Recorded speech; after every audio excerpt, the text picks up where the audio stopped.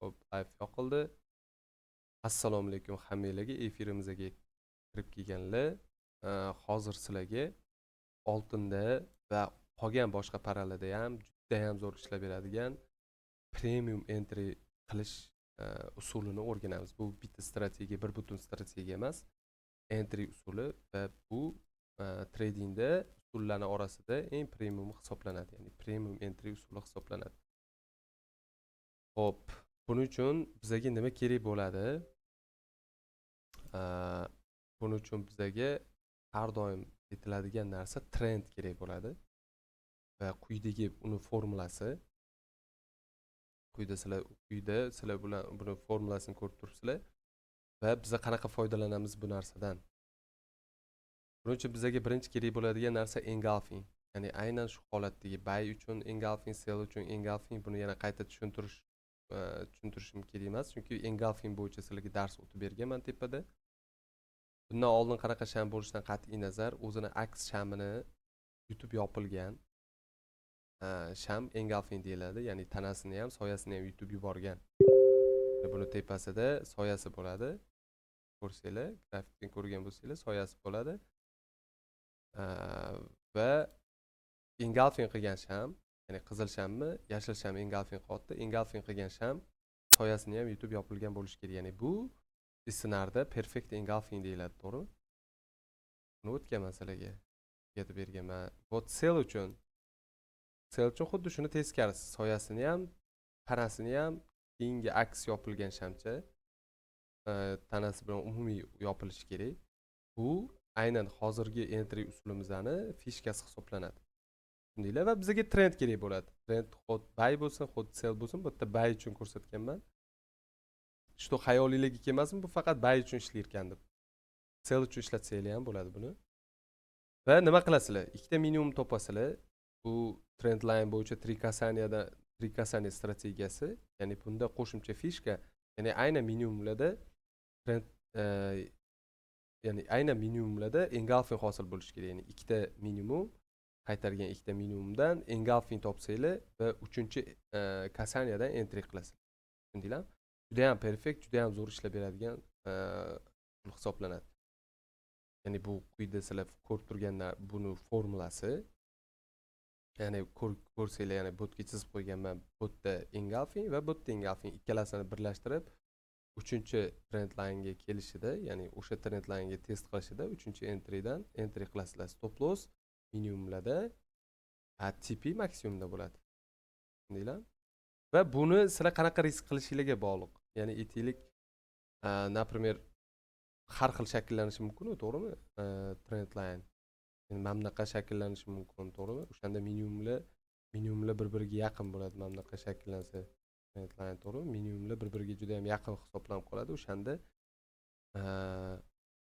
stop loss TP lar risk rewardga qarab o'zgarib ketaveradi, to'g'rimi? Agar aytaylik mana bu joydan mana bu joy, ya'ni mana bu zona 40-50 pips yoki 60-100 pipslik zona bo'ladigan bo'lsa, tipini ham xuddi shunaqa belgilab ketaverasizlar. Ya'ni entry qildinglar, dalivga xohlasanglar, bot foydaga chiqishi bilan, birga bir nisbatda foydaga chiqishi bilan har doim хотя бы сделкаlarni hammasini yopmasanglar ham vizibitga qo'yib yoki 50% foydani olib, keyingi TPlarni ko'rsanglar bo'ladi. Full TPsi o'zini maksimumida bo'ladi. Tushundinglar? 3-kasaniyali, ya'ni 3-kasaniya entry, buni ham ko'pchilik bilsa kerak. Agar bilmaganlar uchun 3-kasaniya strategiyasi, ya'ni 3-teginishdan savdoga kiriladi trend line'da. 3-teginishdan. Xo'p, bu o'sha regular trend line'dan foydalanish bo'yicha entry usuli va bunda qo'shimcha fishka boyaga aytib o'tganimdek engulfing hisoblanadi. Endi buni grafikda qanaqa ko'rinadi bizga? Aytaylik, H1 time frame'daman. Endi istoriyadan ko'rsataman, chunki live holatda buni ko'rsatib bera olmayman. Istoriyadan ko'rsataman. Buni botda hech qanaqa bir yashiradigan nimadir siri yo'q, to'g'rimi? Xo'p. Menga engulfing kerak. Bitta engulfing hosil bo'lgan minimum kerak. Hozir ko'rsataman buni qanaqa holatda topish kerakligini. Qanaqa holatda topamiz. Bo'ldi, mana menda bot ikkita minimumda engulfing hosil qilgan minimum bor. Ya'ni aynan mana bu joyi danger zone toplasam qanaqa tortaman? Mana bu joyda engulfing hosil qilgan bozor, to'g'rimi? Ha, bu soyasini ozgina yutmagan ekan. Nu, mayli.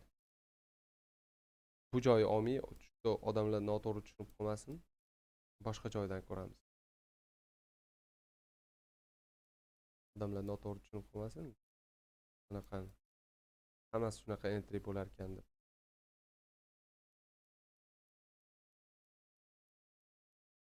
Ha, bo'ldi, mana bu joyi olamiz. Qaranglar.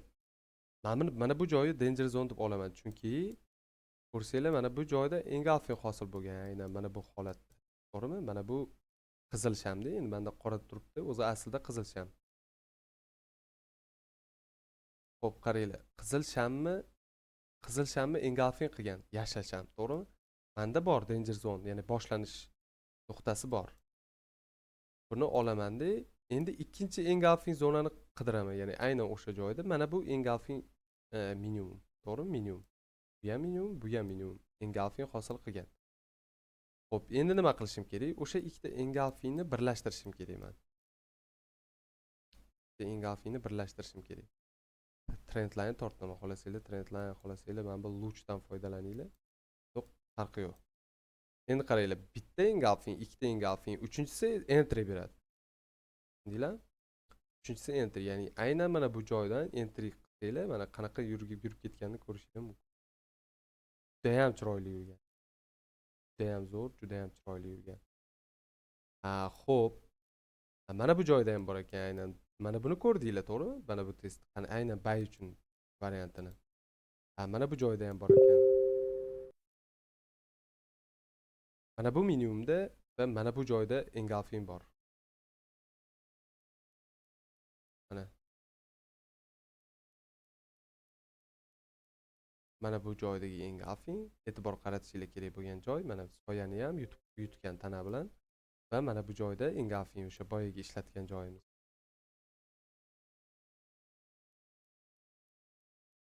Endi luch bilan ikkalasini birlashtiraman.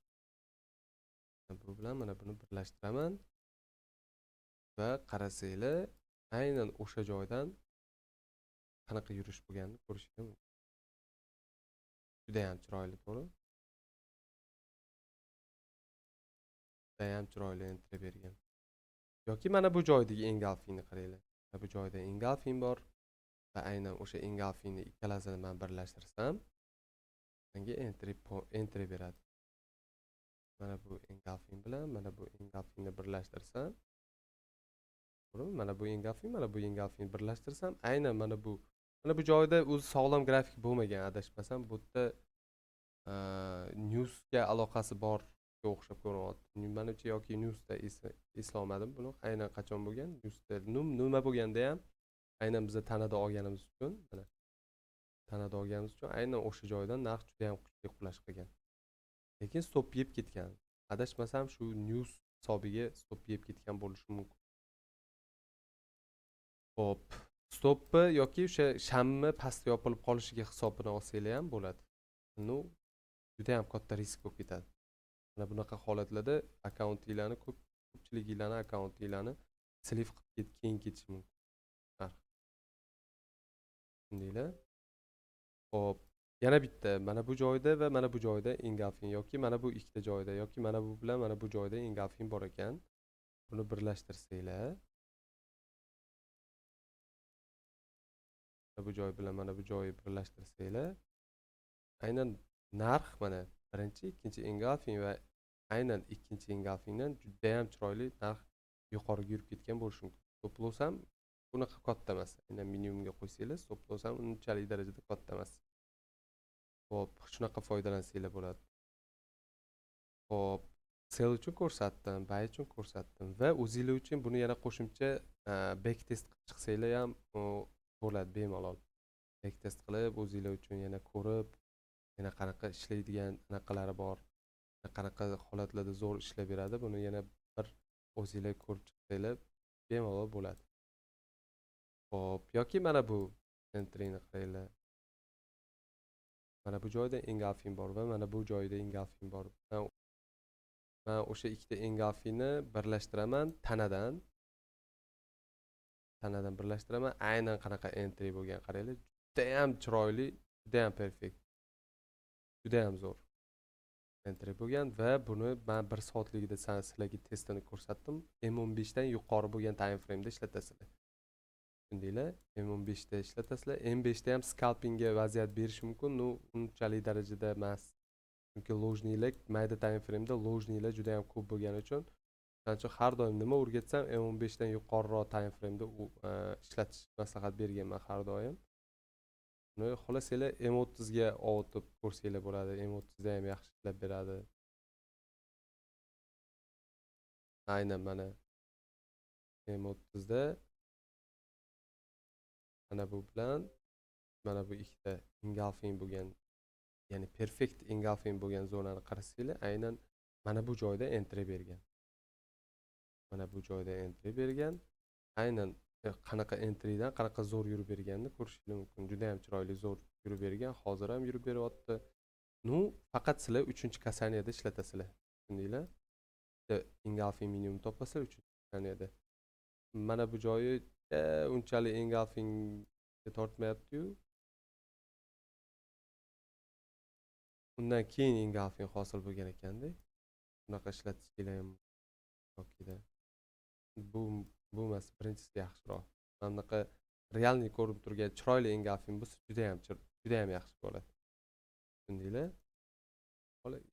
M30 da ham borib bemalol istoriyani test qilib, aynan o'sha engulfing hosil bo'lgandagi trend line tortib xuddi shunaqa qilib ko'rsanglar bo'ladi. Juda ham perfekt, juda ham zo'r ishlab beradigan entry usuli hisoblanadi. Ko'pchilik, men har doim aytaman, ko'pchilik trend line'ni to'g'ri ishlatishni, aynan qoidasi bilan ishlatishni bilmaydi. O'shaning uchun bilmagani uchun ham ko'pchilik trend line'ni luboy minimumdan yoki luboy maksimumdan tortib ketaveradi. Aslida o'rgansanglar trend line'ni juda ham zo'r ishlab beradi. Juda ham zo'r ishlatsanglar bo'ladi. Xo'p. Bu darsimiz buni zapisi kanalga tashlanadi. Tashlab berilganda videoni ko'rib foydali bo'lgan bo'lsa, o'sha o'zingizlarning munosabatinglarni reaksiyalarda belgilab, like'lab bosib qo'ysanglar, biz xursand bo'lamiz.